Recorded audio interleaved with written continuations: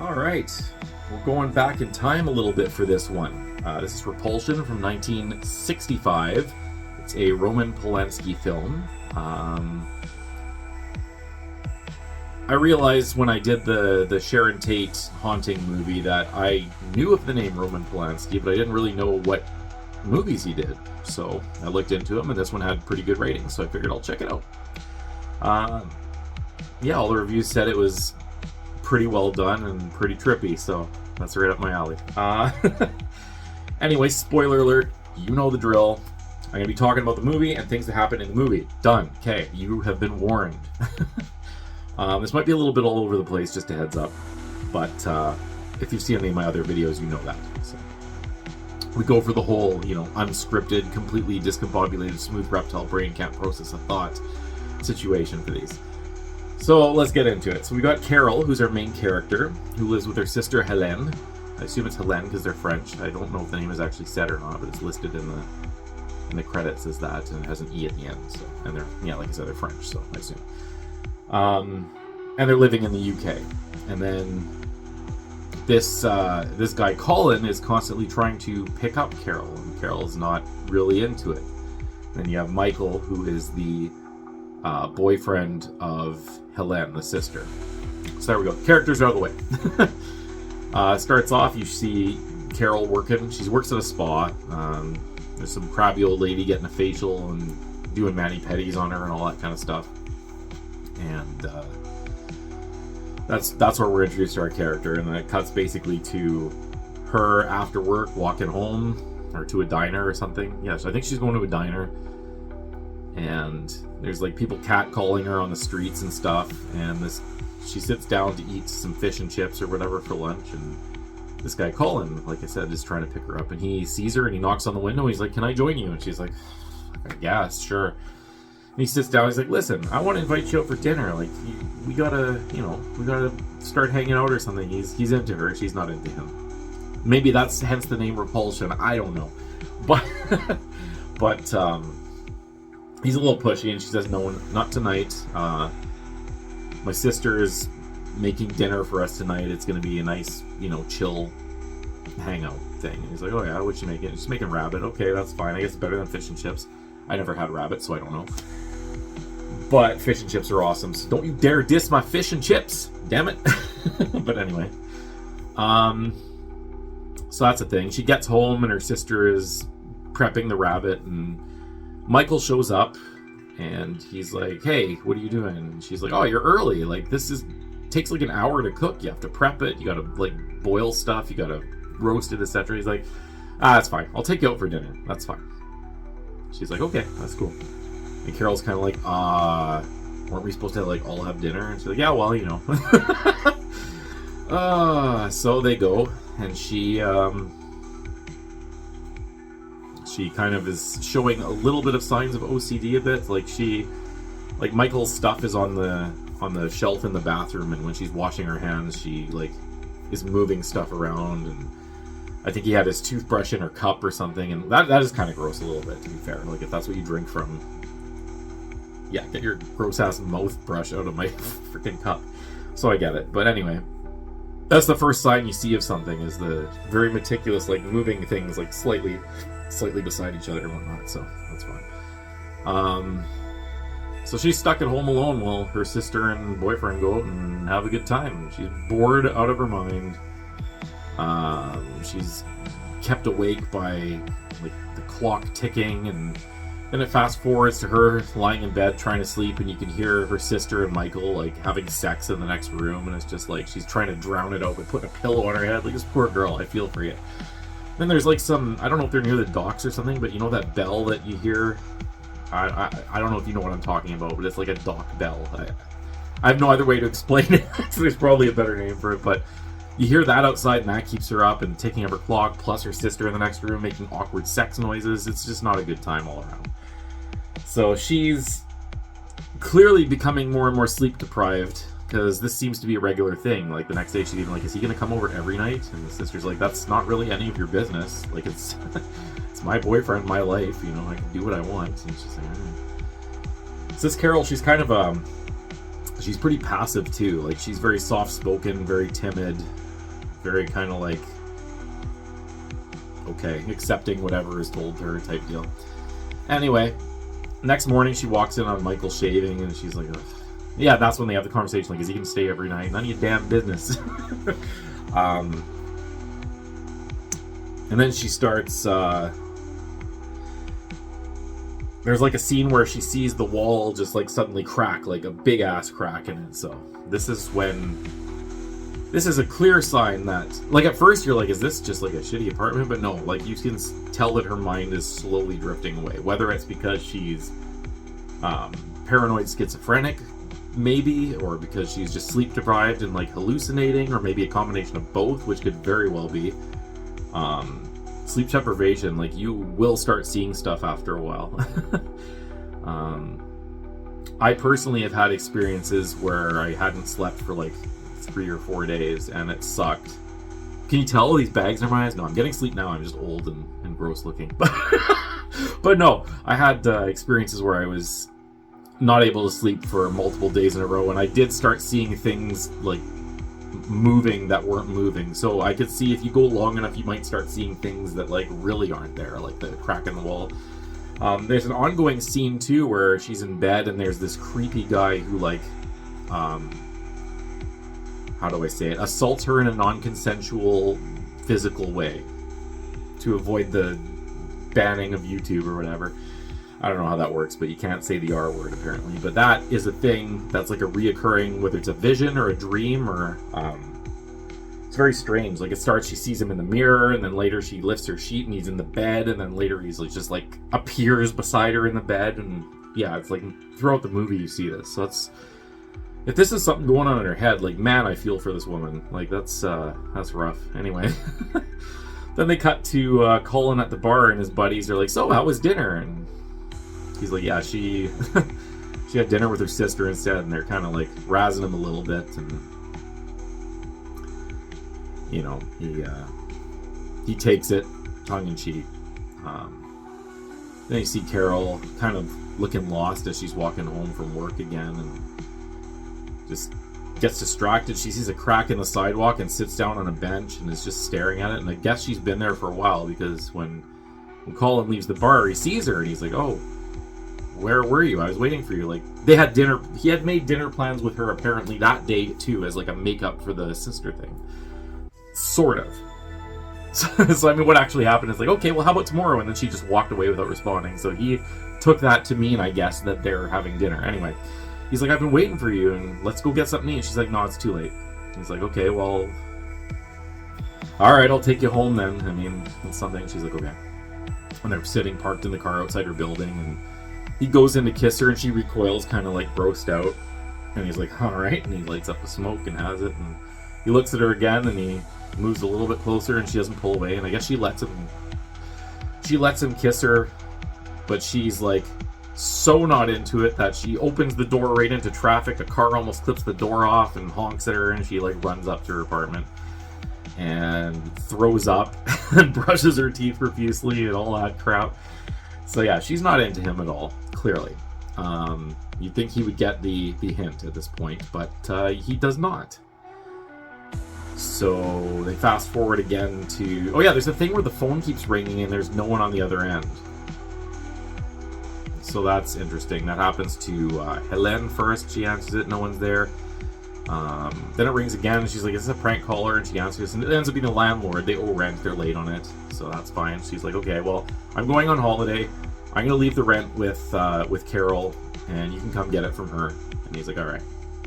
He's pissed off because it's late, obviously. It's like 2 weeks late. Like, man, the latest I've ever been for rent is like a day, and I like, I haven't done that in like probably a decade, actually. But I mean, yeah, a day, you know, whatever. But like 2 weeks, holy crap.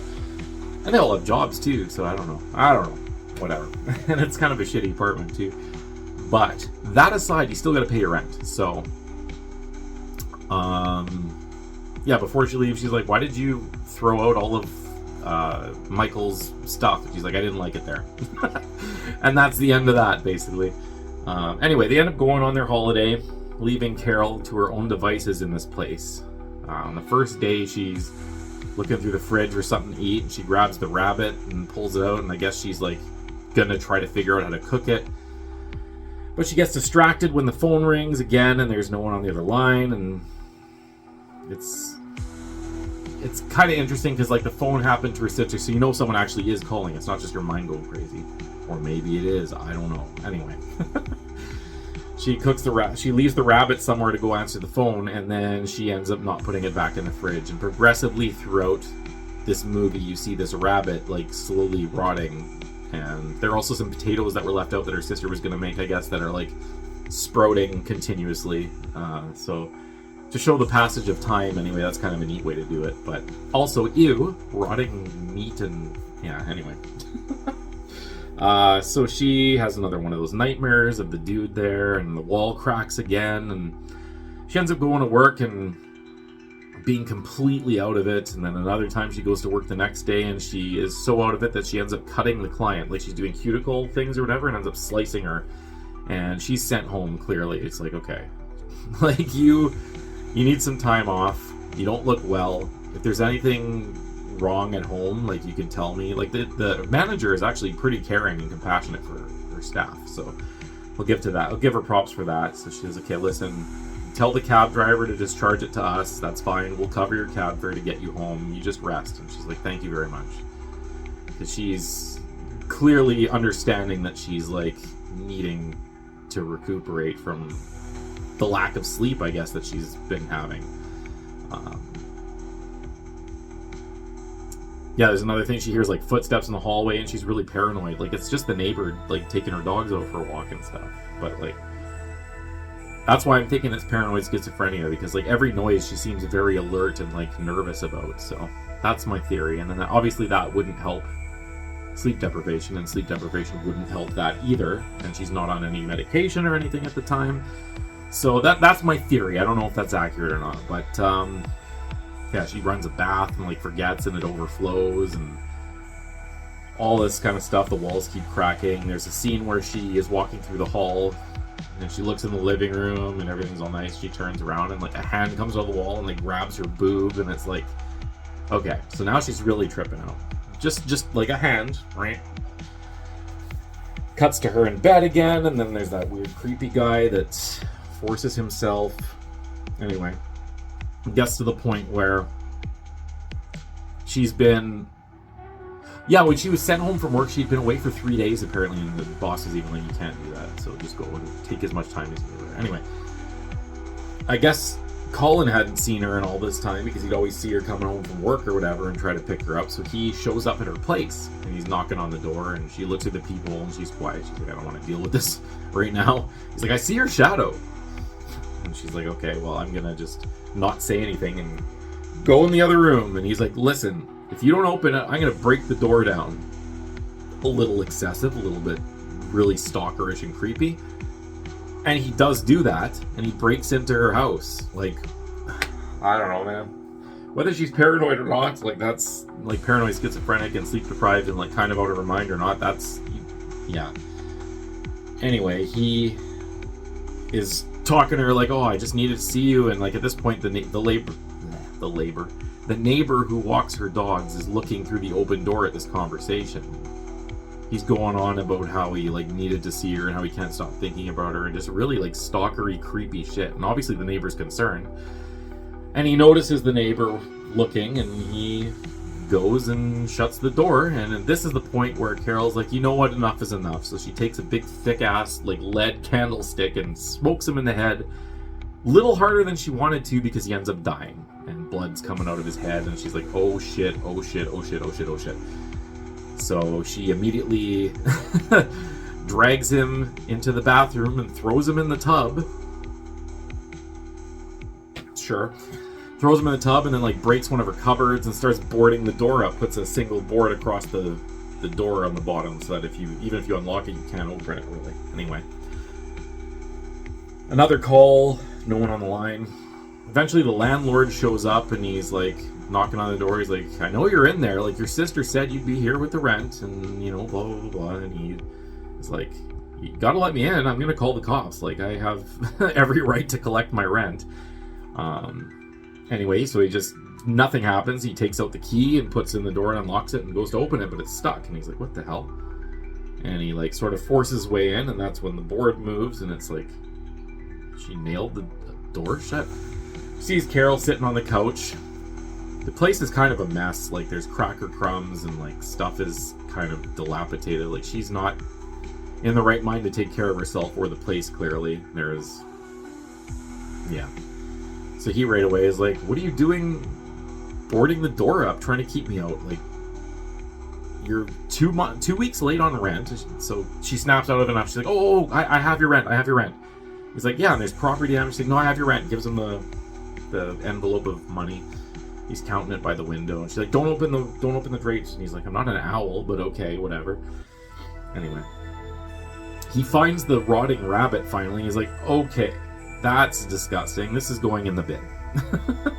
He goes and throws it in the bin. He comes and brings her a glass of water and a little blanket, and he gives her the water and puts the blanket on her, and seems to be a nice enough guy at that point. And then he starts getting creepy, and he's like, listen, you take care of me and I won't worry about the rent, implying exactly what you think it is. And he climbs on top of her and she pushes him off, and he's like, okay, all right, you're not into it. But he's not leaving.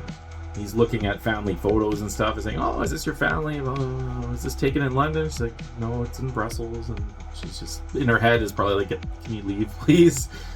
Anyway. When he had gone to get water, she had grabbed a straight razor that was on the ground. And she has that sort of as an emergency thing. Anyway, he finally approaches her a second time and tries to thing, and she ends up cutting the back of his neck.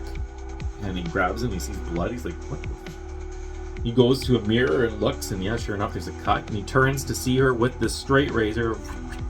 So she slices and dices, well, not chop him up or anything, but she cuts him enough that he dies, like bleeds out. And, you know, as effective as, you know, throwing her admirer in a bathtub and just leaving it and calling it a day, she has an equally effective disposal method of flipping a couch over and just pushing it over him so she didn't have to look at him. It's like, okay. So that's cool. Yeah, what else? And there's another scene. There is a really good scene. For like the 60s, the practical effects were really good, of another scene of her going down the wall, and this time there are like tons of arms coming out trying to reach her and stuff, and nothing really comes of it. It's just a really neat, visually creepy scene.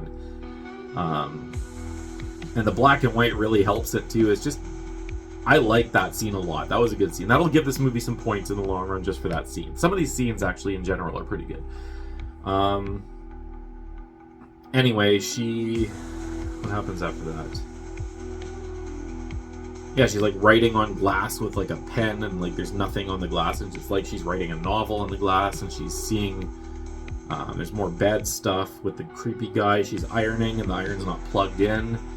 She finds like her sister's old shirt on the ground and smells it and then vomits, and it's just like, okay, like, I mean, maybe it stunk, I don't know. That's like the most realistic out of everything, but she's like, you can tell the way the movie's done that she's losing her mind. So if the hands through the walls and the cracked walls and her killing people didn't convince you, like, just trust me, take my word that she's losing her mind. Anyway, Michael and Helen finally come home from their vacation, and they're all happy, and they're like, okay, they had sent her a postcard that she had seen and all that stuff too, and so they're thinking, oh, everything's gonna be good. And Michael says, I'm gonna go park the car, you go up and I'll be up in a second. She's like, okay.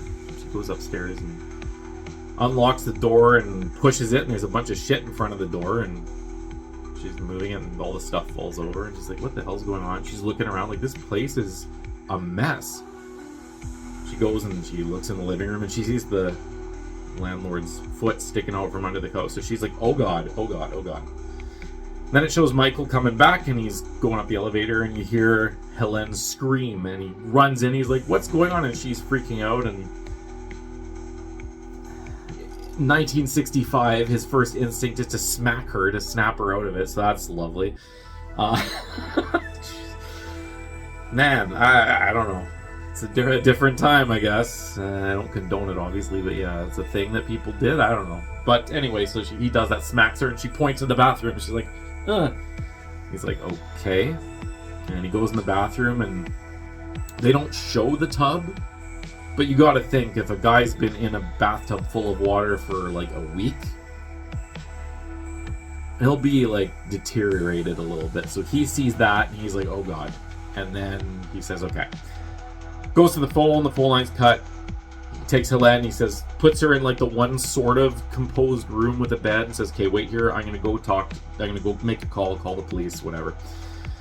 He goes and he asks the neighbor across this thing, and she's like, "No," and "Who are you? I'm not letting you in my house." And anyway, he goes down, and then all the neighbors start pouring into the apartment because the door's left open. So, nosy neighbors, I guess. I don't know.